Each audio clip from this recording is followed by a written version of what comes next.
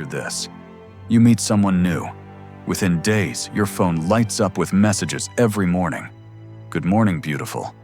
Thinking about you. Can't stop smiling since I met you. By afternoon, they're planning trips together. By evening, they're already saying the words, I love you. At first, it feels magical, like you finally met the person who sees you, understands you, and can't get enough of you. But here's the chilling truth. That overwhelming wave of affection might not be love at all. It could be something far more dangerous.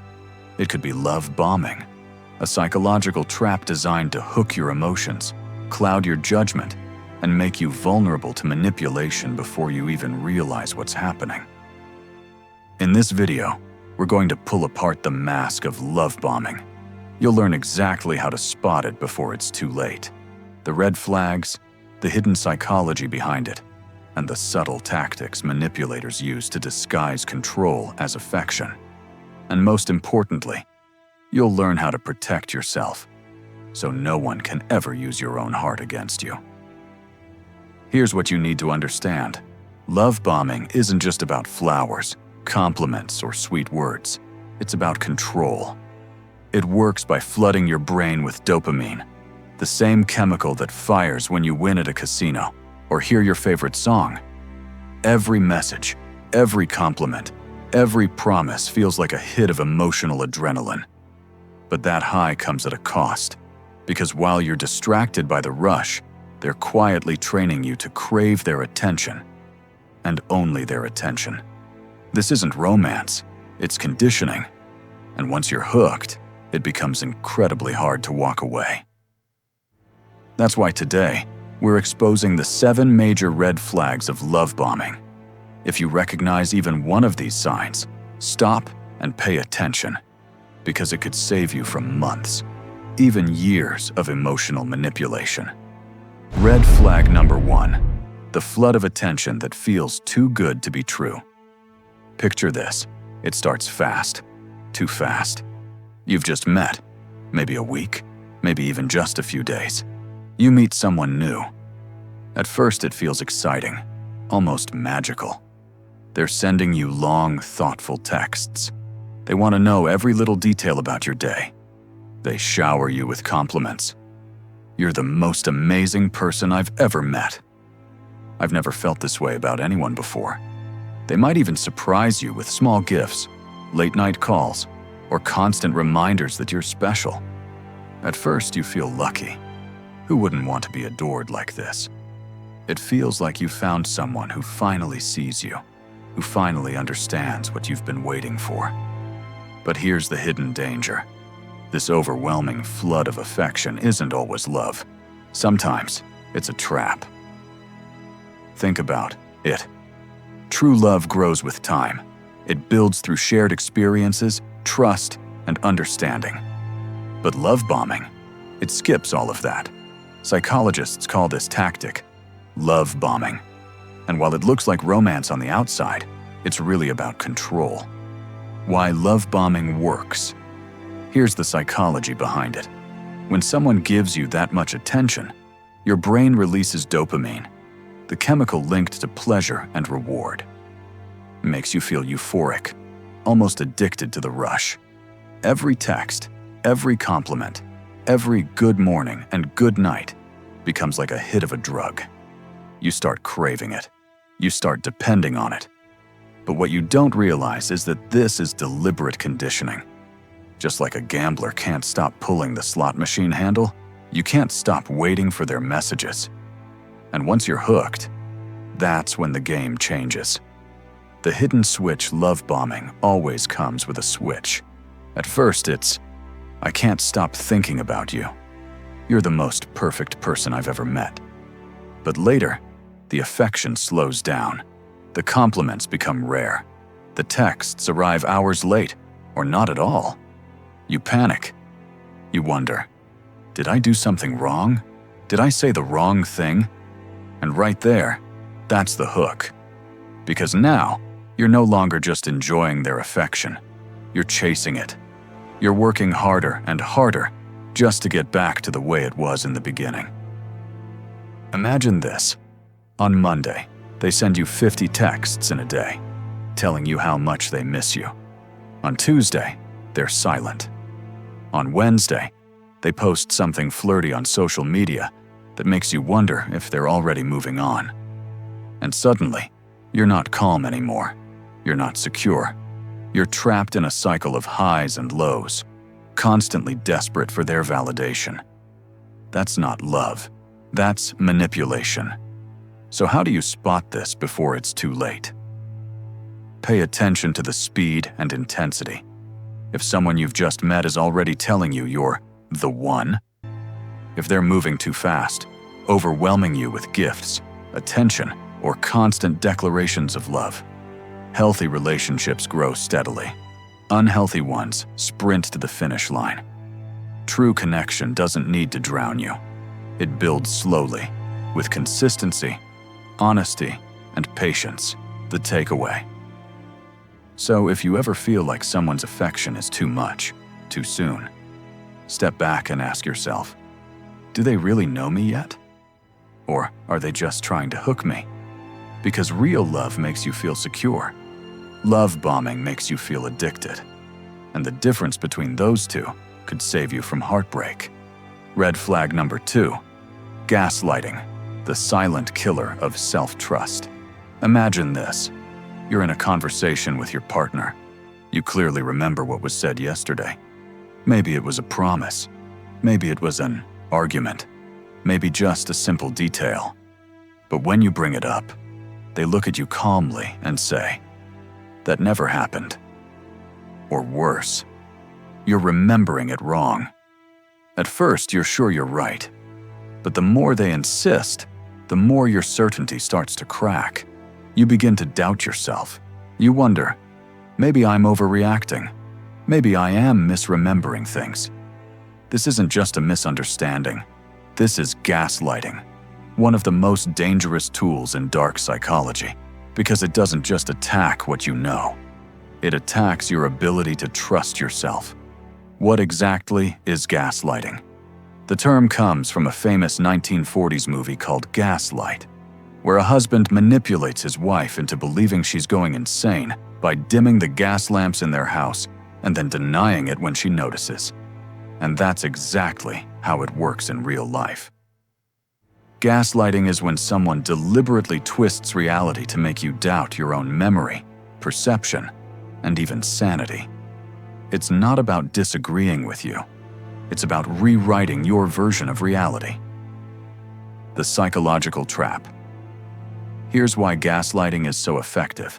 As humans, we rely on confirmation from others to validate our experiences.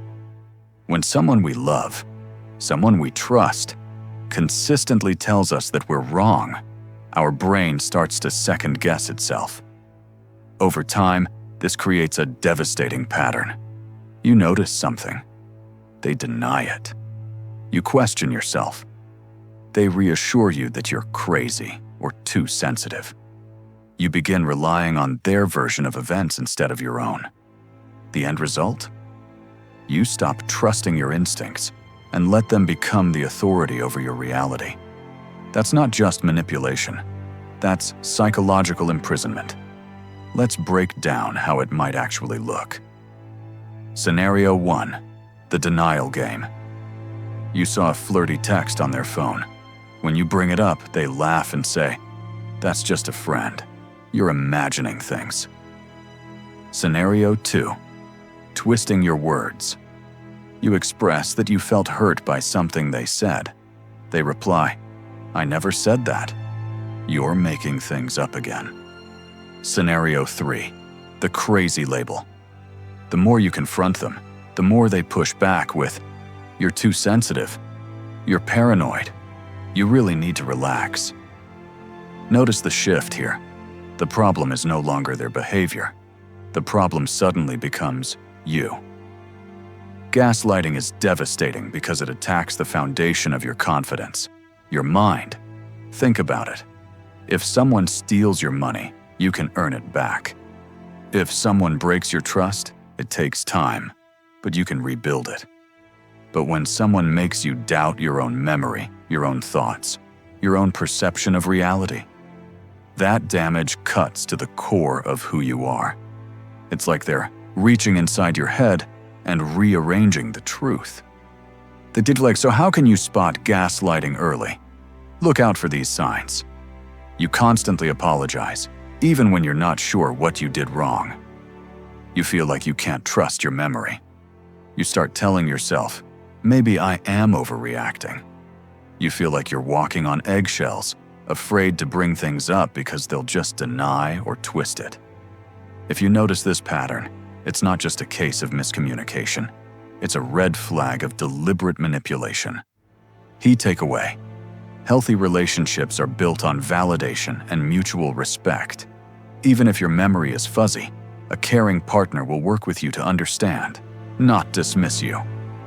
But if every conversation leaves you doubting yourself, questioning your own sanity, or feeling like you're always the problem, that's not love. That's control. Remember this: love doesn't erase your reality, it supports it. If someone is constantly trying to rewrite your truth, that's the biggest sign you need to step back and protect your mind. Red flag number 3: overwhelming emotional intensity. When too much, too soon isn't love. Picture this: you've just met someone. The connection feels electric. The late-night conversations stretch for hours. The good morning and good night messages arrive like clockwork, and every interaction feels like fireworks. It's exciting, addictive even. You catch yourself smiling at your phone, rereading their messages, feeling like maybe, just maybe, this is what true love is supposed to feel like.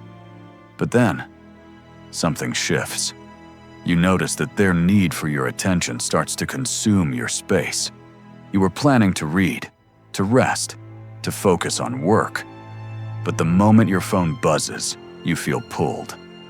Not because they're threatening you, not because they're directly pressuring you, however, because the emotional intensity itself has become an invisible chain. And before you even realize it, your peace, your calmness, your sense of balance, all of it belongs to them.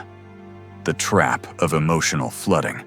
This is what psychologists call emotional flooding.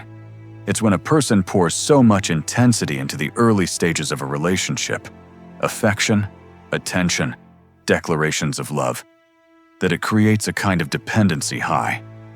Your brain starts to link their constant messages, their constant availability, their constant need for you, with validation, with worth, with love. But here's the hidden danger.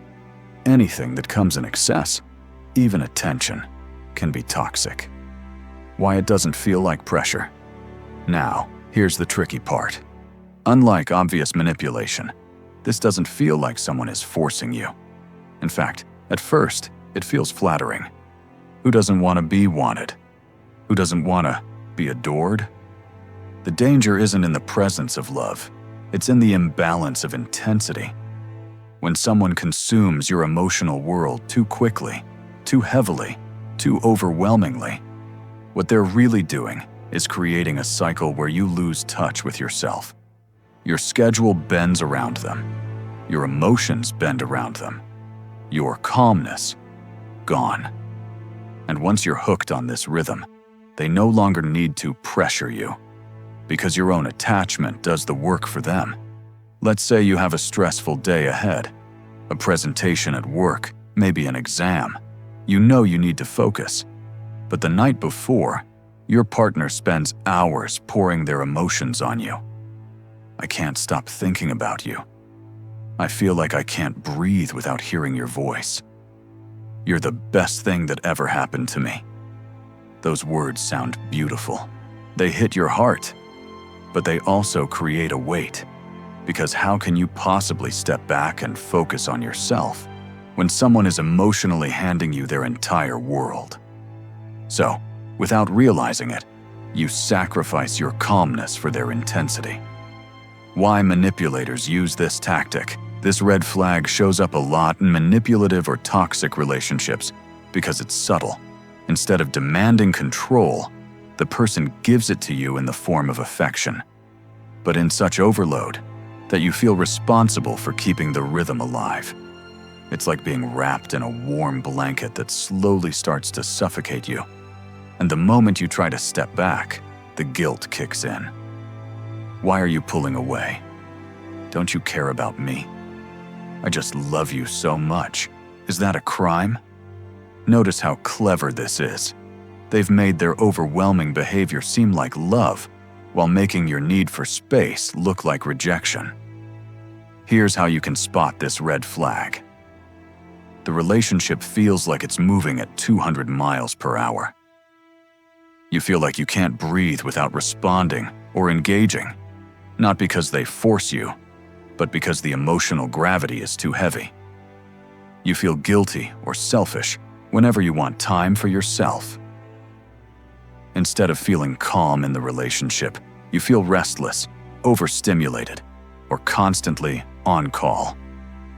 Real love respects balance. It gives you space to breathe, to think, to grow, without collapsing your whole world into constant intensity.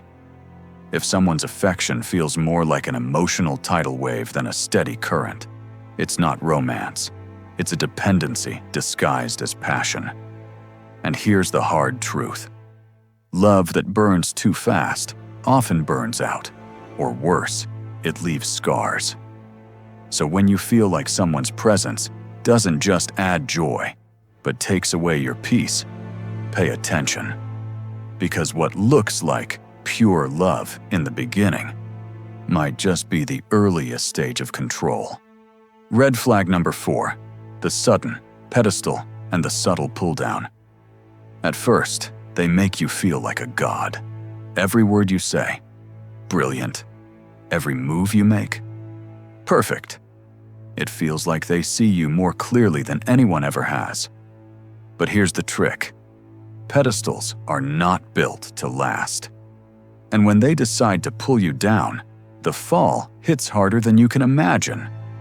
This is what psychologists often call the idealization devaluation cycle. And it's one of the most devastating patterns in love bombing.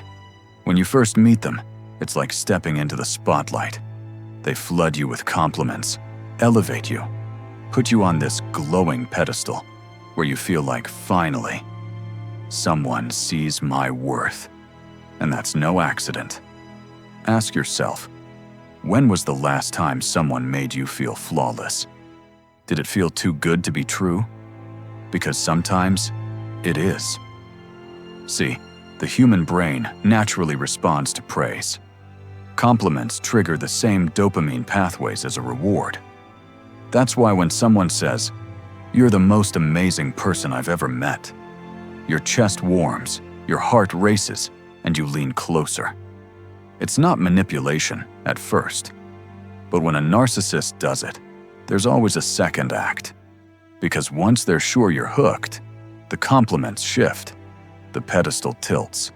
Instead of, "You're perfect," you start hearing, "Why can't you be more like this? I didn't expect you to mess that up." Or worse, silence when you crave their validation. This is where the trap tightens. At first, you chase the high of being adored. Then, when they withdraw it, you find yourself working twice as hard just to feel that love again. It's like being addicted to a drug, and the supplier decides when you get your next hit. If you ever feel like you have to earn back the version of them that adored you, that's not love. That's conditioning. Let's make this real.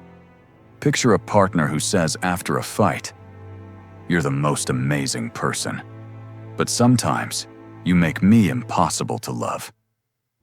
Notice how that lands? One part worship, one part wound. It keeps you stuck in the middle, trying to fix yourself so they'll go back to idolizing you. But here's the cruel truth.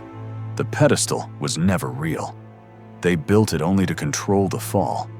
And this cycle doesn't just break your confidence, it rewires your brain. Your self-worth becomes tied to their approval. You stop asking, "Am I happy in this relationship?" Instead, you start asking, "Am I good enough for them today?" That shift, is the exact outcome they wanted. Love should never feel like a test. If you feel like you're constantly proving your worth, you're not in a relationship. You're in a performance. So, if you catch yourself at the top of someone's pedestal, ask, do they love me for me? Or do they love me because they enjoy controlling the rise and fall? Because once the pedestal starts shaking, you'll know you're not being loved. You're being played. Red flag number 5, the mirror that isn't real. Have you ever met someone and thought, wow, it feels like they've known me forever? Every word out of their mouth matches yours. Every dream you share, they say, me too. Every fear you confess, they whisper, I feel the same. It's intoxicating. It feels like destiny. But here's the question no one asks. Are you really falling for them? Or just for a reflection of yourself? This is one of the cleverest tricks in love bombing, what psychologists call mirroring. In the beginning, they don't reveal who they truly are. Instead, they study you. They listen to your jokes, your favorite songs, and the stories about your childhood. They notice the way your face lights up when you talk about traveling. And suddenly, guess what? They're a traveler, too. Think about it. If someone claims to share every single thing in common with you, are they really your soulmate? Or are they just wearing a mask stitched together from your own words? Here's why mirroring works so well. The brain is wired to trust similarity. Psychology calls it the similarity attraction effect. We naturally bond faster with people who seem like us. So, if you say you love late-night walks, and they instantly say, same here, I could walk for hours under the stars, your guard lowers. You think, finally, someone who gets me. But here's the dark side. If everything you like, they like. If every opinion you share, they echo, then they're not connecting with you. They're performing for you. It's not about building a relationship. It's about building control. Because the more you believe they're your perfect match, the more deeply you invest. And once you're invested, the mask can slip. If a relationship feels too perfect, too fast, don't rush. Ask yourself, are they really revealing themselves? Or just reflecting you back like a mirror? Here's how this trick can play out in real life. You say you've always dreamed of moving abroad. They nod and say, that's my dream too. I can't wait to build a life overseas. Months later, when you bring it up again, suddenly it's, why would you ever want to leave your family? That's selfish. That's when it clicks. They never wanted those things. They only said it because you wanted them, and they knew it would hook you deeper. Mirroring is like a fake currency. At first, it feels just like the real thing. It buys your trust. It buys your loyalty. It buys your heart. But eventually, you realize it's counterfeit. True love is two people showing up as their authentic selves. If you're only ever seeing your reflection in their eyes, you're not in love. You're in a hall of mirrors. And the longer you stay there, the harder it becomes to remember who you actually are. Red flag number 6, the sweetness that turns sour. At first, it feels like honey. Every word they say drips with sweetness. Every text is filled with compliments. Every moment feels like you've won the lottery of love. But here's the twist. What happens when the sweetness starts disappearing, one drop at a time? This is the classic high-low cycle of love bombing. In the beginning, you're showered with affection, constant praise, gifts, I can't live without you messages. It feels overwhelming, but in the best way. Then slowly, it changes. One day, they don't text back as quickly. Another day, they cancel plans last minute. Then, they start slipping in little criticisms, like, you looked better last time we went out. Or, you're too sensitive, I was just joking. Have you ever noticed how someone can treat you like a treasure one day, and like a burden the next. That's not love. That's strategy. Psychologists call this intermittent reinforcement. It's the same trick casinos use with slot machines. Not every pull wins, but the random rewards keep people hooked because the brain starts chasing the next high. Love bombers use this exact system. They give you a flood of affection, then take it away, then give it again, then withdraw again. And before you realize it, you're not chasing love anymore. You're chasing the memory of love. That one golden week, that perfect night, that sweet version of them you keep hoping will come back. That's not romance. That's training. They're teaching you to accept inconsistency as normal. Here's how it plays out in real relationships. Week 1, they're sending flowers to your workplace. Week 2, they vanish for 3 days. Week 3, they're back, telling you you're the best thing that ever happened to them.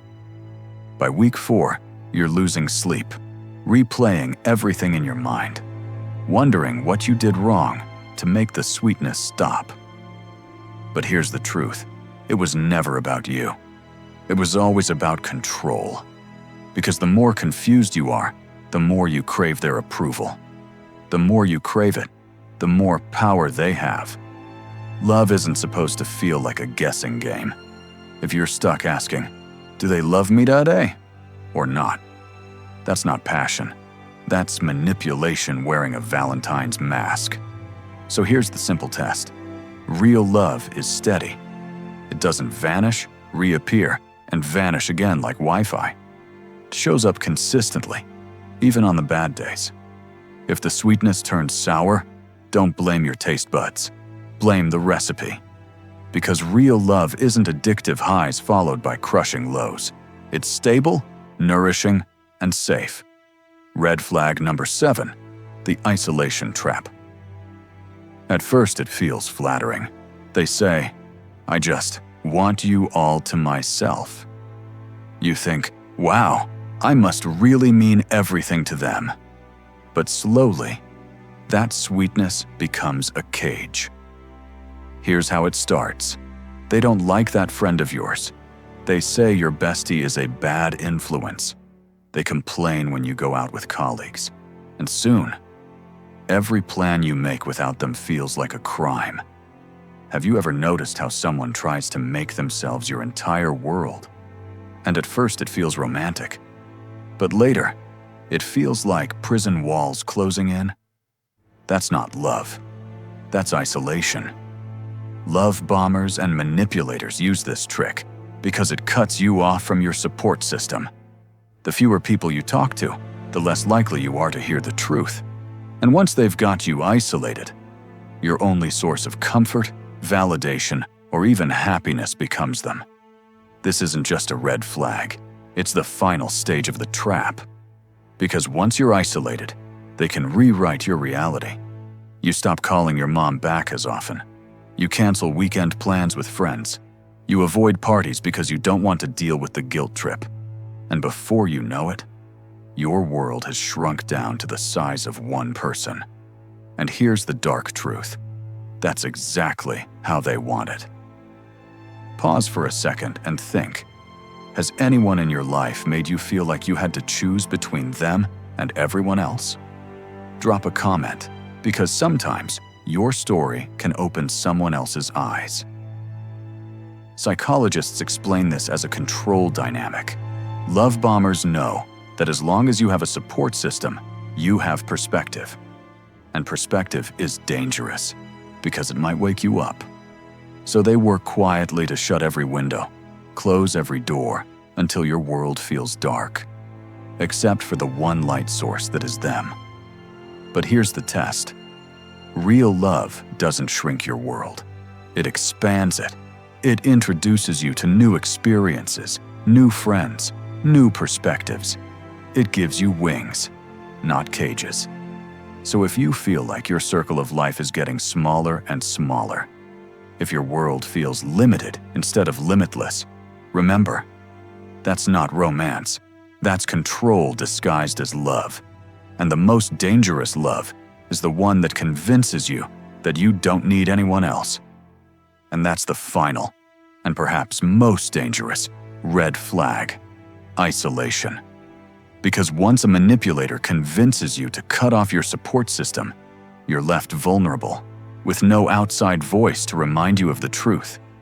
It's like being trapped in a room where their words echo louder than reality itself. But here's the good news. Now that you know all 7 red flags, you've installed something powerful in your mind: a mental antivirus. Just like an antivirus blocks viruses before they corrupt your system, this awareness blocks manipulative tactics before they corrupt your emotions. And once this antivirus is active, no manipulator can control you the same way again. You see the tricks, you recognize the patterns, and you hold the power. Now, let's go deeper. Why are these tricks so effective? Because they target what makes us most human: our desire to be loved, our hope for connection, our longing for stability. Love bombing works because we all want to feel special. Gaslighting works because we all want clarity and trust. Future faking works because hope can blind us to reality. But here's the turning point. Once you know how these tactics operate, you don't just see the manipulation, you can predict it. And when you can predict it, you can stop it before it begins. Picture this. The next time someone floods you with affection out of nowhere, instead of falling headfirst, you'll pause and ask yourself, is this love or is this strategy? The next time silence feels like punishment, you won't beg for attention. You'll remember, healthy love doesn't vanish to make you chase it. And the next time someone paints you a perfect future, you'll ask, are their actions matching their words? Or am I being sold a dream that doesn't exist? This is what makes you unstoppable. Not cold, not unloving, but wise. Because the truth is, real love never makes you question your sanity.